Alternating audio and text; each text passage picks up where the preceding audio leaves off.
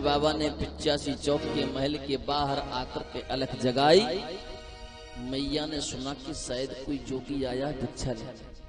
मैया दौड़ी दौड़ी दरवाजा खोला तो देखा कि यहाँ जोगी है। मैया गई भिक्षा की सामग्री लेकर के आई और जैसी मैया भोले बाबा को भिक्षा की सामग्री देने लगी, भोले बाबा कहने लगे, मैया संसार की भिक्षा तो मैंने बहुत की है, आज मैं संसार की भिक्षा लेने के लिए नहीं आया। आज की भिक्षा देना चाहती है तो इस भिक्षा में अपने लाला के दर्शन करा।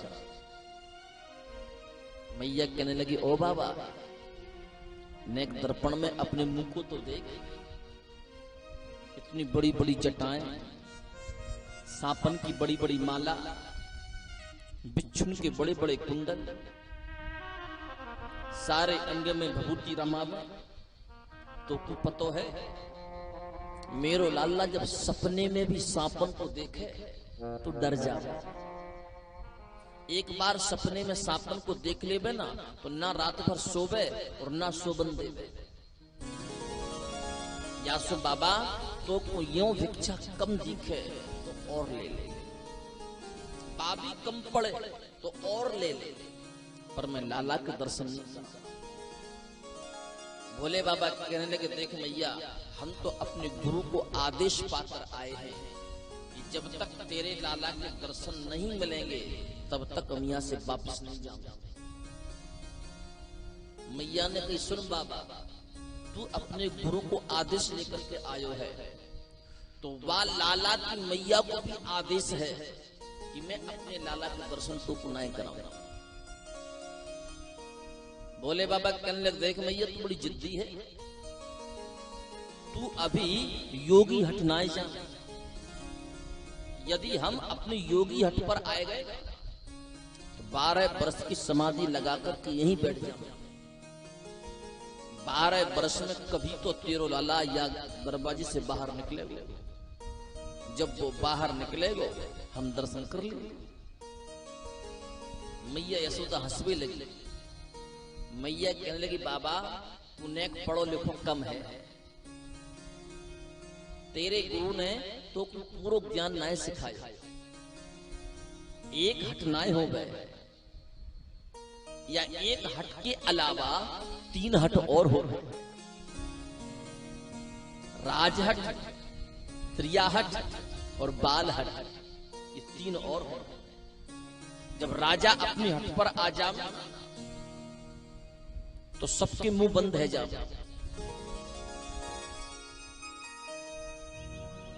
राजा के निर्णय को कोई बदल नहीं सकता। ये राजहट है।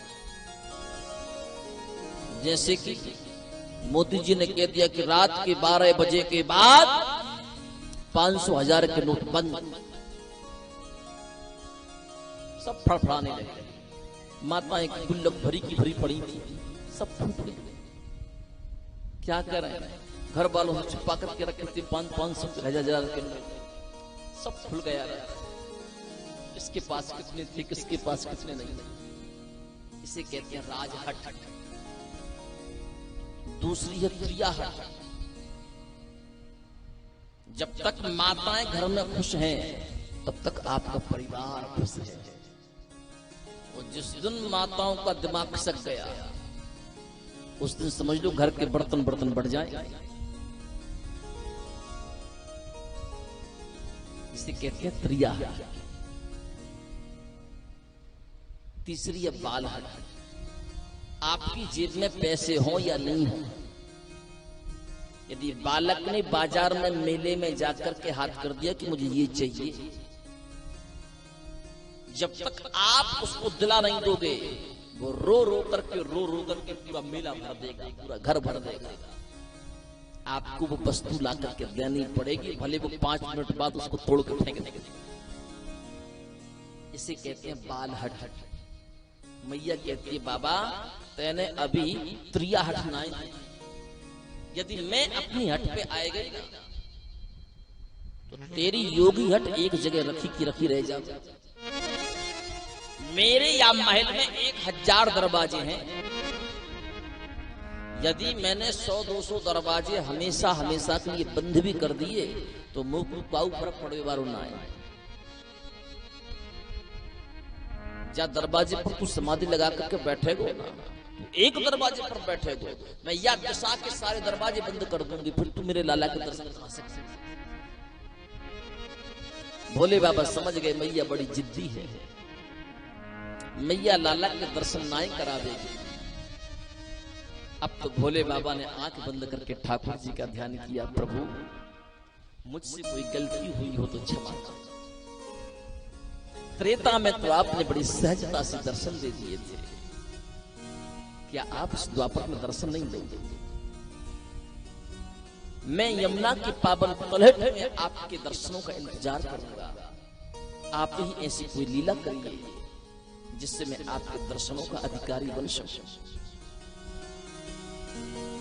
भोले बाबा कहने लगे, ठीक है मैया, तू जीती हम हारे, जैसे तेरी इच्छा, पर भिक्षा हम ये नहीं लेंगे, भिक्षा तो वही है, हम तो बिना भिक्षा के जा रहे हैं। मैया ने कहा, जानो तू चलो जा, पर मैं दर्शन नहीं करा। भोले बाबा चल पड़े। भगवान सुखदेव कहते, राजा यहाँ से भोले बाबा का निकलना हुआ तो कन्हैया इतनी जोर से रोए, इतनी जोर से रोए, इतनी जोर से रोए कि भगवान के रोने की आवाज संपूर्ण ब्रजमंडल में छा गई। की आवाज को सुनकर की ब्रजमंडल की गोपियां दौड़ी दौड़ी आई, मैया लाला को का भयो। मैया दौड़ी दौड़ी जावे, कन्हैया को उठा करके पल्ला में झुलावे, फिर भी रोबे से बंधन आए होंगे। मैया कन्हैया को लेकर के आंगन में घूमने लग जावे, तब भी कन्हैया रोबे से बंधन आए होंगे। मैया ने खूब नजर उतारी, तब भी कन्हैया रोबे से बंधन आए होंगे। भोले बाबा यमुना की तलहटी में जाकर के बैठ गए, कृष्ण नाम की समाधि। एक गोपी कहने लगी, मैया तू यूं बता, तेरो लाला भूखो होएगो, तेने सुबह से कुछ खिलाओ ना होएगो। मैया कहने लगी, मैंने सुबह से दूध भी पिलाया, दूध पीवे ना। मैंने गैया मैया के दर्शन भी कराए तो माँ भी आंख बंद करके रो गए। मैंने पलना में भी झुलायो तब भी रो गए। एक गोपी कहने लगी, मैया मुझको ऐसो लगे कि तेरे लाला को नजर लगी, तू सही सही बता, सुबह सुबह से तेरे घर पर कौन आयो है? मैया कहने लगी, एक जोगी आयो, पर वो घर के अंदर नहीं आयो। गोपी कहने लगी, हाँ घर के अंदर नहीं आयो तो बाहर तो आयो, तो यहाँ आयो। तो बोले बाने का कही। मैया कहने लगी, बाने मुझ से भिक्षा मांगी, मैंने भिक्षा दी, तो बाने बा भिक्षा तो लीना है। कहने लगी कि मुझको लाला के दर्शन कराए थे, मैंने लाला के दर्शन कराए ना है तो चलो गए। तीसरी गोपी बोली, मैया मुझको तो ऐसो लगे कि जा जोगी ने तो से लाला के दर्शन मांगे थे ना, तेने दर्शन नहीं कराए तो वो जोगी काऊ ना काऊ जादू टोना करके गए, और जब से वो जोगी गयो है तब से तेरो लाला रो। मैया कहने लगी, हाँ ये बात तो सही है। गोपियां कहने लगी, मैया तू अब हमको यूं बता, वो जोगी कौन से रास्ते गए? मैया ने कह दी, नहीं यमुना की तरफ गयो है, उत्तर दिशा की तरफ गयो है। दौड़ी दौड़ी गोपियां पहुंची, भोले बाबा बैठे थे। ब्रजमंडल की गोपियां बोल पड़ी, चल रे योगी नंद भवन में, तुहे यशोदा माय बुलावे।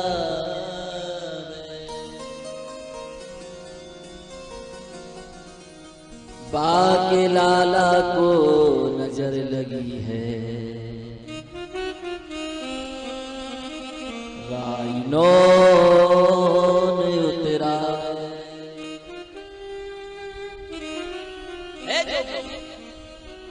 चल तो को मैया बुलाए। बाके लाला को नजर लगी है, नजर लगी। भोले बाबा ने कहा, जो मैया है ना लाला बड़ी निष्ठुर है, बड़ी कठोर है, मैं नहीं जाऊं। मैं गयो तो माने लाला का दर्शन नहीं करा। गोपियां कहने लगी, बाबा हम गारंटी लेते हैं, तू हमारे साथ चल, अगर तो लाला का दर्शन हम ना करावे तब बात करेंगे, पर जब से तू आयो है वो लाला रोवे ही रोवे है। आगे आगे भोले बाबा, पीछे पीछे गोपियां। भोले बाबा ने आए करके फिर अलग जगाई, अलाप निरंजन। मैया दौड़ी दौड़ी आई। मैया ने कही बाबा जब से तू गयो है मेरो लाला रोबे ही रोबे, रोबे ही रोबे। ऐसो मंत्र पढ़, ऐसो मंत्र पढ़ कि मेरो लाला रोबे के ताई हंसबे लग जाए। भोले बाबा कहने लगे मैया मंत्र कोई ऐसे वैसे पढ़ने की चीज थोड़ी होवे, तू अपने लाला को लेकर के आ। मैया दौड़ी दौड़ी गई, कन्हैया को लेकर के आई। मैया चौखट के अंदर है, भोले बाबा चौखट के बाहर हैं। मैया ने कही बाबा अब देख ये है ना मेरा लाला, तू जल्दी कोई मंत्र पढ़ना, देख कितनी जोर से रो रहा है, ये ठीक हो जाएगा ना, तू बता ना जल्दी।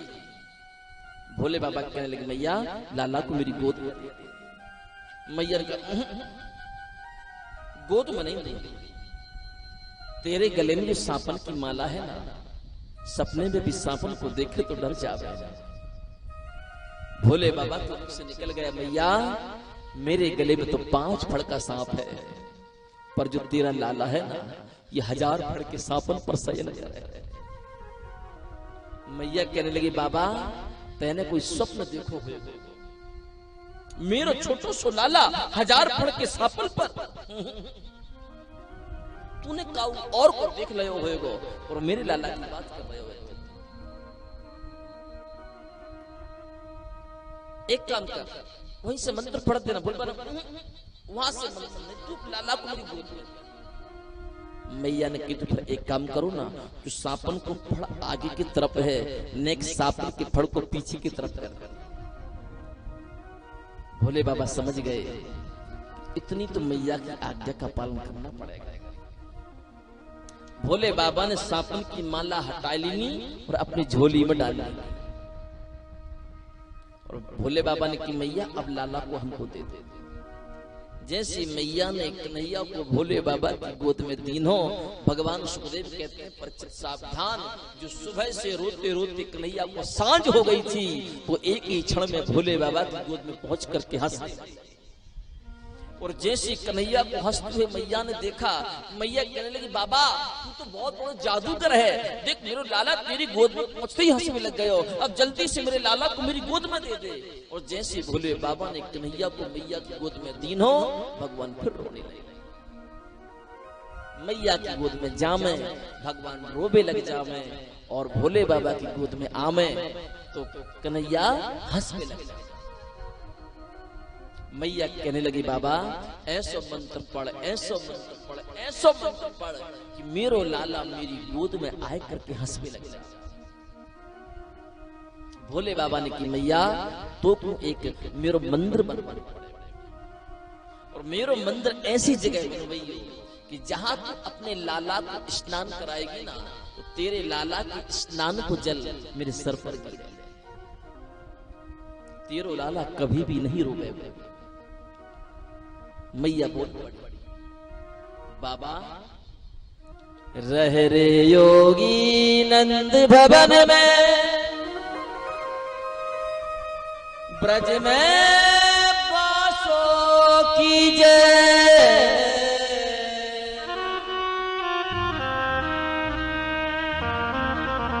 जब जब मेरो लाला रोवे, तब तब दर्शन दीजे। हे बाबा आप या महल में नित्य वास हो, जब जब मेरा लाला रोएगा ना तब तब तुम मेरे लाला को दर्शन दे देना। मैया ने सुंदर मंदिर बनाया, भोले बाबा की स्थापना की, और कन्हैया को स्नान करायो। कन्हैया के स्नान को जल भोले बाबा के सर पर जैसे गिरने लगा, कन्हैया हंसने लगे, और उस मंदिर का नाम पड़ गया बोली नंदेश्वर महादेव की जय हो, जय जय श्री राधे। भगवान के स्नान का जल भगवान के चरणों के धोए हुए जल भगवान महादेव को बहुत प्रिय है। गंगा जी को भोले बाबा ने सर पर धारण क्यों किया? क्योंकि जो गंगा जल है वो मेरे बामन भगवान के चरणों का धोया हुआ जल है। कहते हैं गंगा के जल से ठाकुर जी का अभिषेक नहीं करना चाहिए। गंगा के जल से राम दरबार का अभिषेक नहीं करना चाहिए। श्रीमद् भागवत महापुराण आदि वैदिक ग्रंथों में यहाँ तक वर्णन आया है कि गंगा का जल शिव के लिए पवित्र है, लेकिन मेरे कृष्ण के लिए पवित्र नहीं है, क्योंकि मेरे कृष्ण के चरणों का धोया हुआ जल है गंगा जल। गंगा जल से ठाकुर जी को स्नान कराओगे तो मेरे ठाकुर जी नाराज हो जाएंगे। आप अपने पैरों के धोए हुए जल को अपने सर पर डाल लोगे तो वही गंगा जल है। लेकिन ठाकुर जी के चरणों का जल जब भोले बाबा के सर पर गिरता है ना, तो भोले बाबा को बहुत प्रसन्नता आता है।